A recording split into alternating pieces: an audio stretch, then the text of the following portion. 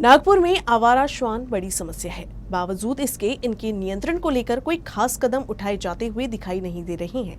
इस विषय को लेकर न्यायालय में मामला भी शुरू है। हाईकोर्ट की नागपुर बेंच ने लगभग 1 साल पहले स्ट्रीट डॉग शेल्टर होम बनाने का निर्णय लिया था। बावजूद इसके अब तक ये शेल्टर होम कहां बनेगा, इसकी जगह ही तय नहीं हो पाई है। शहर में आवारा श्वानों के नियंत्रण के लिए अदालत में याचिकाकर्ता ने इस मामले में प्रशासन पर टाल मटोल वाला रवैया अपनाने का आरोप लगाया है। आवारा श्वान नागपुर में एक बड़ी समस्या है। इस समस्या को कैसे सुलझाया जाए, इसे लेकर मामला न्यायालय में भी चल रहा है और प्रशासन की जो कार्यक्षेत्र है उसमें भी चल रहा है। लेकिन लंबे समय से ये मामला पेंडिंग है, पर इस पर कोई हल होता हुआ दिखाई नहीं दे रहा है। नागपुर में शेल्टर होम बनाने का हाईकोर्ट का निर्देश है, बावजूद उसके इस पर अभी कोई खास कार्रवाई होती हुई दिखाई नहीं दे रही है।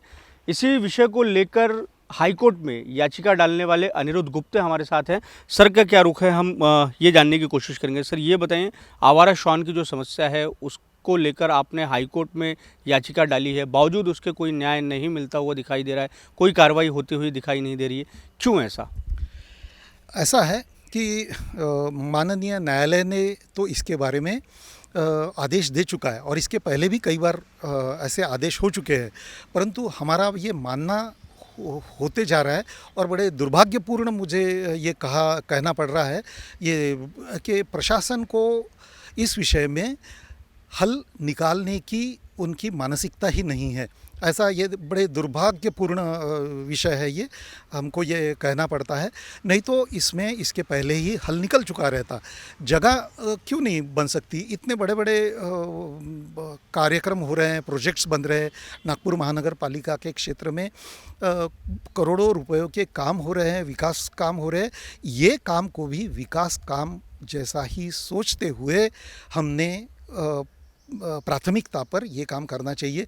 लेकिन बड़ी दुख की बात है, प्रशासन इस विषय में गंभीर ही नहीं है और कैसा भी करके टाइम निकालना, और उसके लिए क्या है, उसके लिए अब बहुत लंबी बात हो सकती है, परंतु उसमें कुछ लोगों के, कुछ संगठनों के आर्थिक हित संबंध उसमें दबे हुए हैं और इसलिए ये सब नहीं हो रहा है। ये मेरा विचार है। कितने सालों से ये जो मसला है वो कोर्ट में आप लड़ रहे हैं? ये अब पिछले 20 साल से ये कोर्ट लेवल पे चल रहा है और उसके पहले यानी रिट पिटीशन होने के 7-8 साल पहले हम प्रशासन लेवल पे भी ये काम करते आ रहे हैं और हम जैसे और कुछ लोग हैं हमारे जुड़े हुए हैं और ये हम इसमें काम कर रहे हैं अपने अपने लेवल पे, जोनल ऑफिस में लेटर देना। परंतु बात वही होती है कि श्वान प्रेमी संगठनाएं जो है वो संगठित है, वो इकट्ठा हो जाती है। एक आपने पढ़ा होगा, एक एक्सीडेंटल डेथ हुई रास्ते पे, एक कुत्ते को कार ने धक्का लगा तो एफआईआर हो गया, वो ड्राइवर को अरेस्ट हो गया क्योंकि श्वान प्रेमी संगठना संगठित रूप से खड़ी होती है। लेकिन हम जैसे जो मनुष्य प्रेमी जो है और जिनको श्वान नहीं चाहिए, सड़कों पे श्वान बहुत अच्छा प्राणी है, मैं भी प्यार करता हूँ उससे, परंतु मुझे वो सड़क पे नहीं चाहिए।